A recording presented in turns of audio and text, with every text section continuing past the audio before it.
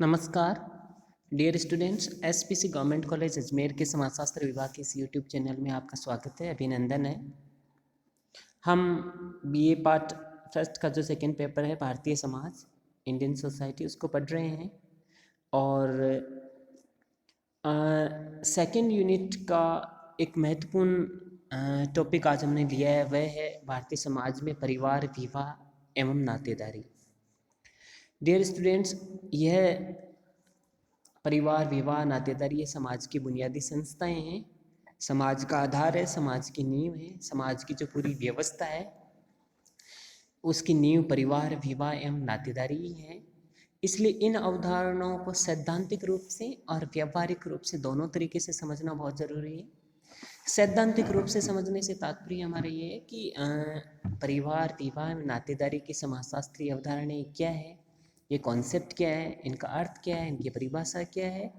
और व्यावहारिक तात्पर्य यह है कि भारतीय समाज के संदर्भ में परिवार, विवाह एवं नातेदारी को किस तरह परिभाषित किया गया है और भारतीय समाज के संदर्भ में इनकी क्या स्थिति है। तो सैद्धांतिक और व्यावहारिक यानी कि समाजशास्त्रीय दृष्टिकोण से और भारतीय समाज के दृष्टिकोण से इन अवधारणाओं को समझना बहुत ज़रूरी है। समाज शास्त्र का बहुत ही महत्वपूर्ण टॉपिक है।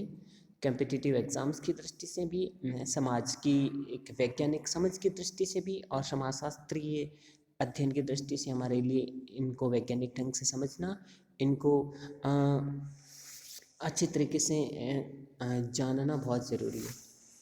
डियर स्टूडेंट्स, परिवार एक आधारभूत और एक सार्वभौमिक सामाजिक संस्था है। इसका तात्पर्य है कि समाज की एक बुनियादी संस्था है और सार्वभौमिक का तात्पर्य है कि दुनिया के सभी समाजों में परिवार नामक संस्था है वो विद्यमान है। यह एक प्राथमिक समूह है जिसके साथ व्यक्ति घनिष्ठ रूप से जुड़ा रहता है, जिसके सदस्यों के साथ निकट अनौपचारिक घनिष्ठ संबंध होते हैं, जिसमें व्यक्ति का लालन पालन होता है, उसका सामाजिकरण होता है, तो उसको सामाजिक आर्थिक सुरक्षा मिलती है। वो एक संपूर्ण व्यक्तित्व के रूप में विकसित होकर समाज का सक्रिय और योग्य सदस्य बनता है। परिवार उसका आधार बनता है तथा एक समिति भी है जिसको हम स्थायी समिति कह सकते हैं।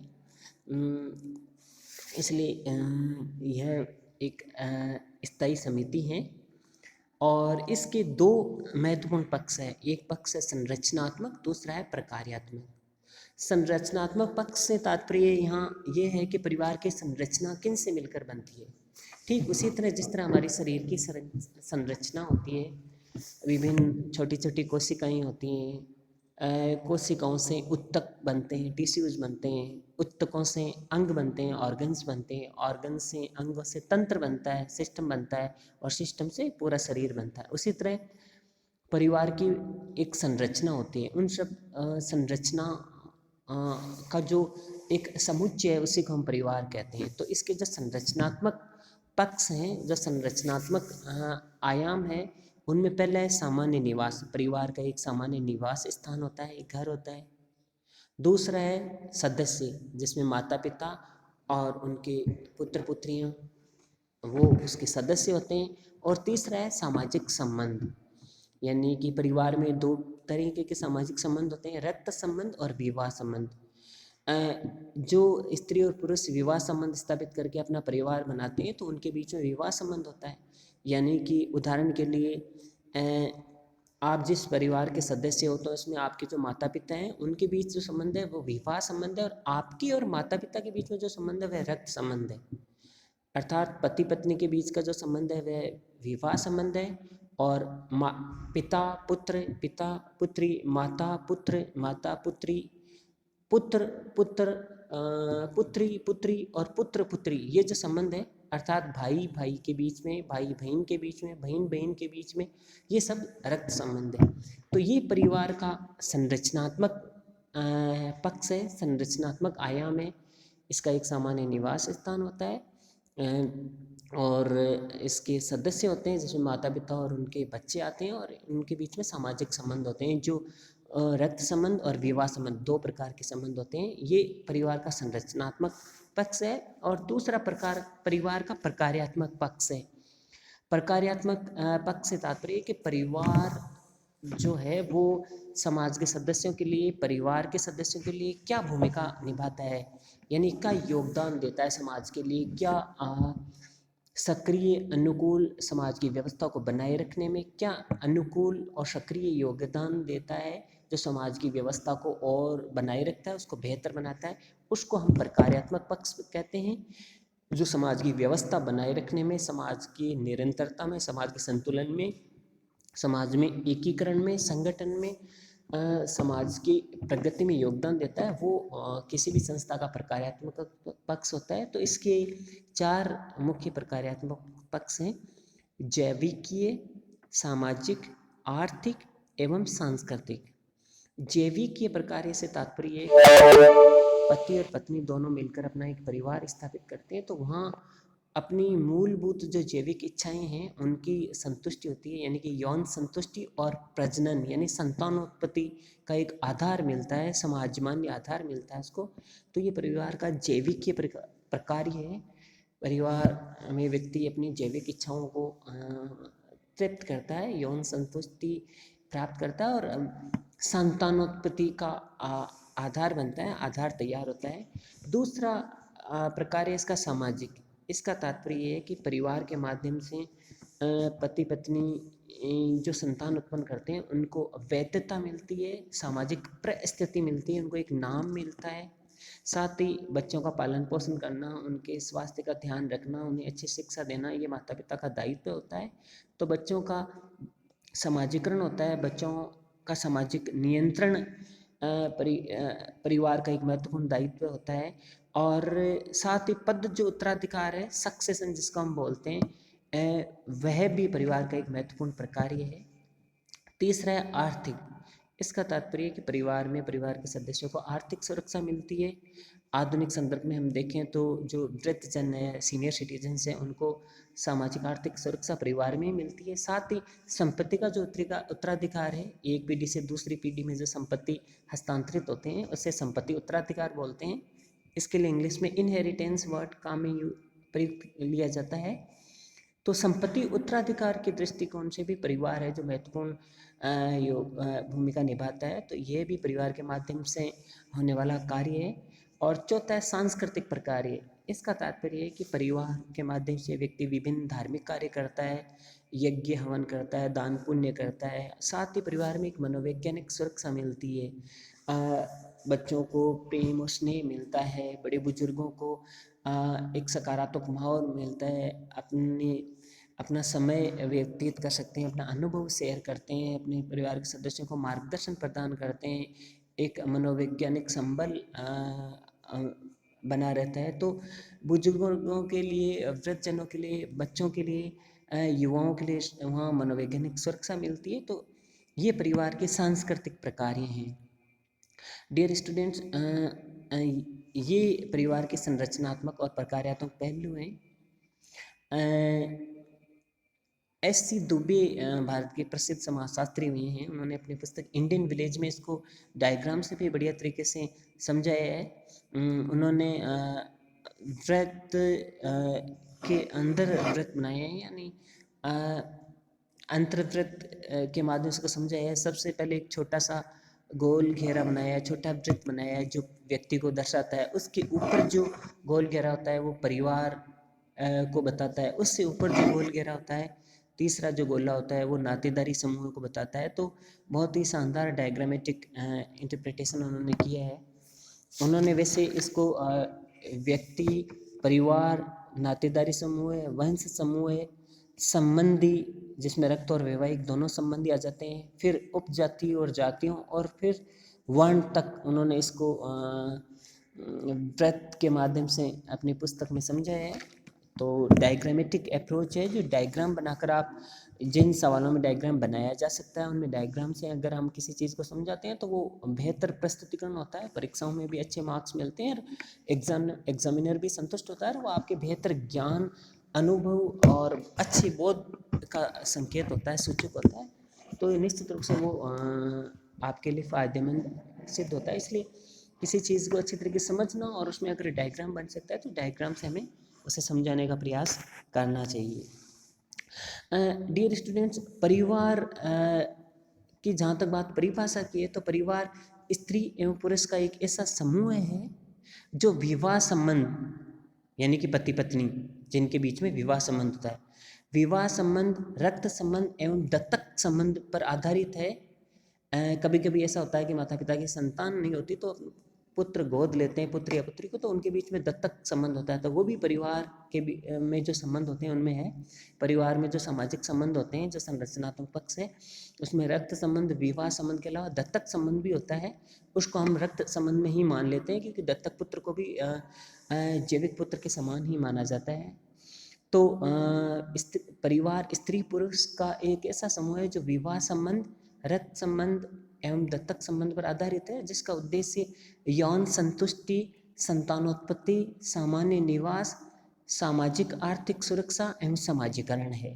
यह परिवार की परिभाषा है। और परिवार संरचनात्मक दृष्टि से दो प्रकार के होते हैं, एक एकाकी परिवार होता है और दूसरा संयुक्त परिवार होता है। एकाकी परिवार वह होता है जिसमें पति पत्नी और उनके अविवाहित बच्चे होते हैं। पति पत्नी और उनके अविवाहित बच्चों से निर्मित जो सबसे छोटा और आधारभूत परिवार होता है उसे एकाकी परिवार कहते हैं, जैसा कि डायग्राम में मैंने आपको दिखा रखा है। और संयुक्त परिवार वह है जिसमें माता पिता एवं उनके विवाहित बच्चों से निर्मित परिवार, जिसमें 3 या अधिक पीढ़ियां साथ रहती हैं और परस्पर आय, संपत्ति, अधिकारों एवं कर्तव्यों द्वारा संबद्ध हैं।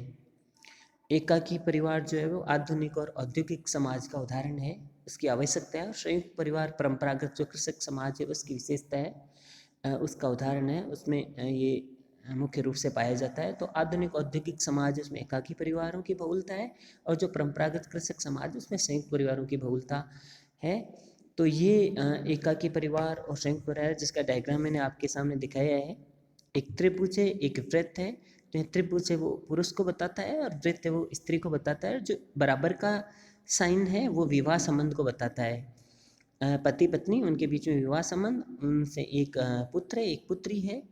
और ये एकाकी परिवार है, इसमें 2 पीढ़ियों के लोग रहते हैं, यानी पति पत्नी और उनके अविवाहित बच्चों से निर्मित जो सबसे छोटा परिवार, जो आधारभूत परिवार है वो एकाकी परिवार है। दूसरा डायग्राम संयुक्त परिवार का, जिसमें हमने देखा है कि पति पत्नी है, उनकी फिर 3 संतानें हैं, एक पुत्री है, 2 पुत्र हैं और दोनों पुत्रों का विवाह कर दिया गया है और उनसे उनके एक पुत्र और एक पुत्री हैं। और एक जो परिवार का मुखिया है यानी जो दादा दादी हैं उनके एक पोते की शादी भी हो गई है। तो ये जो डायग्राम है जो ये बता रहा है कि जिसमें 3 या अधिक पीढ़ियाँ एक साथ रह रही हैं, तो ये संयुक्त परिवार का सूचक है, संयुक्त परिवार का डायग्राम है, रेखा चित्र है, यानी जिसमें माता पिता और उनके विवाहित बच्चों से निर्मित ये परिवार है जिसमें 3 या अधिक पीढ़ियाँ साथ रहती हैं और परस्पर आय, संपत्ति और अधिकारों एवं कर्तव्यों द्वारा वो संबद्ध हैं। और इनका उदाहरण भी बता दिया मैंने कि एकाकी परिवार आधुनिक और औद्योगिक समाज के उदाहरण है और संयुक्त परिवार परंपरागत कृषक समाज के उदाहरण है। तो ये परिवार का एक बेसिक इंट्रोडक्शन मैंने आपके सामने प्रस्तुत किया है, जिसमें अवधारणात्मक बोध आपका बने कि परिवार की जो समाजशास्त्रीय अवधारणा क्या है। परिवार संरचनात्मक दृष्टि से 2 प्रकार का होता है, वो 2 प्रकार कौन कौन से हैं। और इसके साथ ही एक चीज़ मैं और बताना चाहता हूँ कि परिवारों को हम 2 अन्य प्रकारों से भी समझ सकते हैं। फैमिली ऑफ ओरिएंटेशन यानी जन्मित परिवार और फैमिली ऑफ प्रोक्रिएशन यानी प्रजनन का परिवार। फैमिली ऑफ ओरिएंटेशन से तात्पर्य है कि इसमें व्यक्ति है वो जन्म लेता है और उसकी परिस्थिति पुत्र या पुत्री की होती है। और प्रजनन का परिवार वह होता है जिसमें व्यक्ति विवाह करके स्वयं स्थापित करता है और उसकी परिस्थिति पिता या माता की होती है। पिता यानी वो पति है किसी का और माता यानी वो पत्नी है किसी की, तो वो फैमिली ऑफ प्रोक्रिएशन होता है। यह भी परिवार को समझने के 2 उदाहरण हैं, यानी कि इस दृष्टिकोण से भी परिवार को विभाजित किया गया है। डियर स्टूडेंट्स, अब हमें विवाह की जो अवधारणा है उसको समझना है। विवाह जो है, विवाह में परिवार है वो एक दूसरे पर निर्भर है। विवाह भी एक सार्वभौमिक सामाजिक संस्था है विवाह से तात्पर्य है कि जब एक स्त्री एक पुरुष एक स्त्री व पुरुष द्वारा यौन तृप्ति और संतानोत्पत्ति और परिवार की स्थापना और नियमन के लिए जो अधिकार और कर्तव्य युक्त जो समाज मान्य पद्धति है उसको विवाह कहा गया है। इसको सरल शब्दों में हम यूँ समझ सकते हैं कि एक स्त्री एवं एक पुरुष के मध्य यौन संतुष्टि और संतानोत्पत्ति के लिए परिवार की स्थापना के लिए जो समाज मान्य संस्था है वह विवाह है, जिसमें एक दूसरे के अधिकार और कर्तव्य भी जुड़े हुए हैं। यह संतानों को वैधता प्रदान करती है, सामाजिक परिस्थिति प्रदान करती है, साथ ही संपत्ति हस्तांतरण इनहेरिटेंस और उत्तराधिकार सक्सेशन के संदर्भ में भी विवाह जो है वो बहुत ही महत्वपूर्ण सामाजिक संस्था है। तो विवाह का जो समाजशास्त्रीय जो कॉन्सेप्ट है, समाजशास्त्रीय अवधारणा है, वह ये है कि विवाह एक सार्वभौमिक बुनियादी सामाजिक संस्था है जिसमें एक स्त्री एवं पुरुष यौन संतुष्टि, संतानोत्पत्ति, परिवार की स्थापना में नियमन के लिए एक समाज मान्य पद्धति अर्थात विवाह का प्रयोग करते हैं, उसके माध्यम से इन चीज़ों को संपन्न करते हैं। तो विवाह एक बुनियादी और सार्वभौमिक सामाजिक संस्था है जो एक स्त्री और पुरुष के बीच यौन संतुष्टि संतानोत्पत्ति की सामाजिक मान्यता प्रदान करती है और इसके माध्यम से वो अपने परिवार की स्थापना करते हैं। उन दोनों के अधिकार और कर्तव्य इसमें जुड़े हुए होते हैं। यह विवाह की मूलभूत अवधारणा है। E.A. वेस्टरमार्क हैं, इससे पहले की जो वीडियो है उनमें मैंने आपको बताया था, उनकी पुस्तक है the history of human marriage, उसमें उन्होंने विवाह को इस तरह परिभाषित किया है कि विवाह एक या एक से अधिक स्त्रियों का एक या एक से अधिक पुरुषों के साथ होने वाला वह संबंध है जिसे प्रथा या कानून स्वीकार करता है और जिसमें इस संगठन में आने वाले दोनों पक्ष और उनसे उत्पन्न बच्चों के जो अधिकार हैं और जो कर्तव्य हैं उनका समावेश होता है। और इससे जो पहले वीडियो था उसमें हमने ये भी पढ़ा था कि G.P. मर्डॉक एक समाजशास्त्री हुए हैं, उनकी पुस्तक है सोशल स्ट्रक्चर, उसमें उन्होंने विवाह के 3 मुख्य उद्देश्य बताए हैं: यौन संतुष्टि एवं प्रजनन, दूसरा आर्थिक सुरक्षा, तीसरा संतानों का समाजीकरण एवं लालन पालन। तो ये विवाह की बुनियादी अवधारणा है। तीसरा महत्वपूर्ण टॉपिक हमारे इस आज के टॉपिक का जो तीसरा महत्वपूर्ण पहलू है, अवधारणा है, वह है नातेदारी। डियर स्टूडेंट्स, ये परिवार और विवाह दोनों से संबंधित है। परिवार, विवाह, नातेदारी तीनों आपस में परस्पर संबंधित हैं। मानव की जो मूलभूत जैविक प्रवृत्तियाँ हैं वो विवाह को जन्म देती है। विवाह से परिवार और नातेदारी की स्थापना होती है। नातेदारी से तात्पर्य विवाह संबंध, रक्त संबंध और जो सामाजिक मान्यता प्राप्त संबंध होते हैं, यानी दत्तक पुत्र के साथ जो संबंध होता है, दत्तक संबंध, उस पर आधारित एक सामाजिक तथ्य है जिसमें प्रत्येक संबंध के लिए एक विशिष्ट संबोधन होता है। यानी बहुत ही सरल शब्दों में समझे तो संबंध, रिलेशनशिप और संबोधन, एड्रेस, यही नातेदारी के 2 आधार हैं। यानी कि परिवार, विवाह, नातेदारी समाज की सार्वभौमिक और बुनियादी सामाजिक संस्थाएं हैं। तीनों एक दूसरे से घनिष्ठ रूप से जुड़ी हुई है और इसके अंदर विवाह संबंध और रक्त संबंध से जुड़े हुए संबंधी सम्मिलित होते हैं। यानी नातेदारी, विवाह संबंध, रक्त संबंध और दत्तक संबंध पर आधारित एक सामाजिक तथ्य है जिसमें प्रत्येक संबंध के लिए एक विशिष्ट संबोधन होता है। और संबंध और संबोधन ये दोनों नातेदारी के आधार हैं।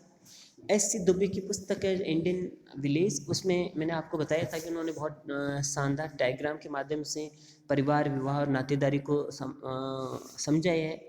एक छोटा वृत्त बनाया है जो व्यक्ति को बताता है, उसके बाहर का जो वृत्त है वो परिवार को बताता है, उसके ऊपर जो वृत्त है वो नातेदारी समूह को बताता है। तो इस प्रकार जो नातेदारी संबंध होते हैं उसमें व्यक्ति के जन्म के परिवार के संबंध और विवाह के परिवार के संबंध, दोनों तरीके के संबंध सम्मिलित हो जाते हैं। और नातेदारी की जो भूमिका है वो वैवाहिक और पारिवारिक संबंधों के निर्धारण में और उत्तराधिकार यानी पद उत्तराधिकार और संपत्ति उत्तराधिकार में बहुत महत्वपूर्ण होती है। इसलिए इसके 2 महत्वपूर्ण प्रकारीय ये माने जा सकते हैं कि नातेदारी है वो वैवाहिक और पारिवारिक संबंधों का निर्धारण करती है। साथ ही ये पद उत्तराधिकार, सक्सेशन और संपत्ति उत्तराधिकार इसका भी निर्धारण करती है। तो नातेदारी प्रत्येक समाज में विद्यमान है और रक्त संबंध, विवाह संबंध और समाज द्वारा मान्यता प्राप्त कल्पित संबंध अर्थात दत्तक संबंध वो इसमें सम्मिलित होते हैं। और रॉबिन फॉक्स एक समाजशास्त्री हैं, उनकी पुस्तक है किनशिप एंड मैरिज। उसमें उन्होंने कहा है कि नातेदारी में स्वजन और जो समरक्तता वाले जो व्यक्ति हैं वो संबंधी सम्मिलित होते हैं। इसी तरह चार्ल्स विनिक हैं, उनकी पुस्तक है डिक्शनरी ऑफ एंथ्रोपोलॉजी। इसमें भी उन्होंने नातेदारी व्यवस्था के बारे में बताया है कि इसमें रक्त संबंध और समाज द्वारा मान्यता प्राप्त सभी संबंध सम्मिलित होते हैं। तो सार इसका यही है, ये जो डायग्राम है ये भी जो विवाह संबंध और जो रक्त संबंधों को बता रहा है, तो ये सब नातेदारी संबंधी हैं। तो ये नातेदारी की अवधारणा है जिसको समझना हमारे लिए बहुत ज़रूरी है। भारत में नातेदारी पर इरावती कर्वे ने अपनी पुस्तक किनशिप ऑर्गेनाइजेशन इन इंडिया और के.एम.